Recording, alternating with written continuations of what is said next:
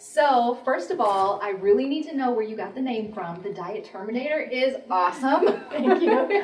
So I am a proponent against diets.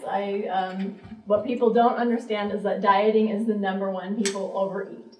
So what happens when we say we can't have something? We obsess about it. And the Terminator, well, I'm an Arnold Schwarzenegger fan, so that's where the Terminator part came from. Okay. So about getting rid of the diet mentality and moving on to teaching people how to eat healthfully by getting to the heart of why they're overeating to begin with. So what are those patterns that what is that reason that you have the knee-jerk reaction to overeat and turn to food to, we have a whole a category of food called comfort food, right? Food is very comforting for us. And it's very, very easy to turn to food to soothe, to satiate an emotion, to try to self-medicate, right? We eat for lots of other reasons than being actually physically hungry. So boredom, stress, loneliness, all kinds of things. Stimulation with that chocolate. Stimulation, right? Being tired, being sad, all those things can create a pattern of overeating. So what I help people do is see what those patterns are within them, to pay attention to, okay, I'm craving sugar or massive carbohydrate cravings. Am I really actually hungry, or do I have something else going on? So for me, it started at the age of 12. I was on my first diet by 12, and I was yo-yoing back and forth, overeating, trying to diet, over-exercising, in this whole cycle of that was fueled by a negative body image. So wow, that's so early. Yeah, well, you'd be surprised. So it's very common to, at that age, be anywhere between 10 to 14. That's where we, particularly women, but I think it's more and more happening in boys and men as well, where we're looking at the images on TV and in magazines. And all the magazine stuff is being airbrushed, right? So we're comparing ourselves to, correct, it's comparing ourselves and saying, wow, I don't look like that person. If I just lost weight, I'd be a good person. So that's another thing women do. We have a tendency to put our entire self-esteem around our body image. So if someone says, oh, I'm fat, I must be a bad person. So to really also help women improve their self-image and body image and feel good and live in a body that they want to live in and feel good in. Yeah.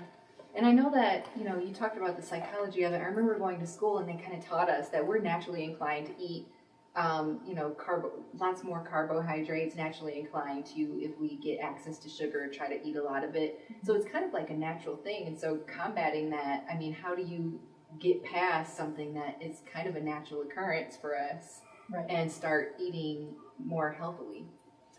So the first thing I have people do is just be a fly on your wall and be paying attention to what types of food triggers you may have.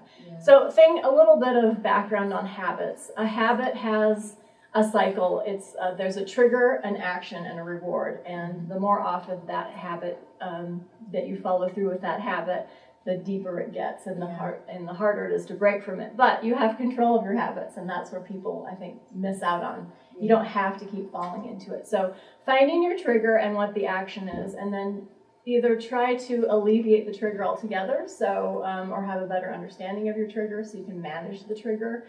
Meaning for me, I was an anxiety eater. Okay? Oh, yeah. So whenever I was anxious, I would come home. School made me very anxious, so I'd come home from school and head right to the kitchen and eat all the sugar I could get my hands on. Okay. It's like a cure, but it also will make you go straight to sleep.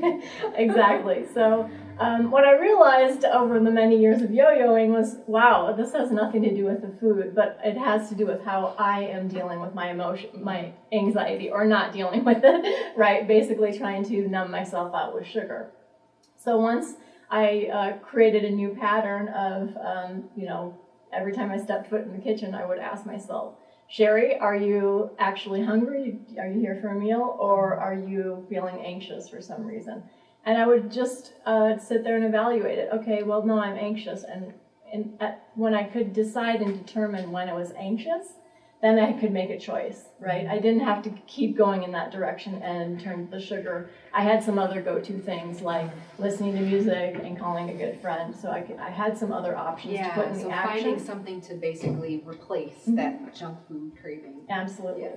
So once we alleviate those automatic triggers that are causing the overeating patterns, we naturally eat when we're physically hungry. Right. We naturally eat the right amount for our bodies and our movement patterns, and the weight simply falls off, and we get to a nice, healthy body weight and start to feel good in our bodies. Yeah. And the dieting the dieting mentality, you don't need that anymore because you're just eating normal for you.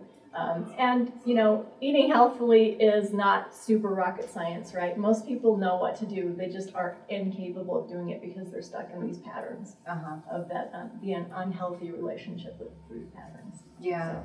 I can get that. I can totally understand that. Yeah, so is there anything else that you want to offer as far as strategic advice for people, or anything else that they can do to kind of transition into that healthier life before we go?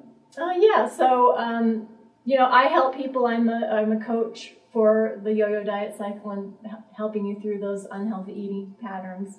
I also certify other Diet Terminator coaches. I'm also looking for other people who are on my same mission and want to help people overcome their yo-yo eating patterns and develop a healthy relationship with food and themselves. And they can find me at dietterminator.com. Great. Well, thanks so much for those tips. Thank you for having me. It's awesome.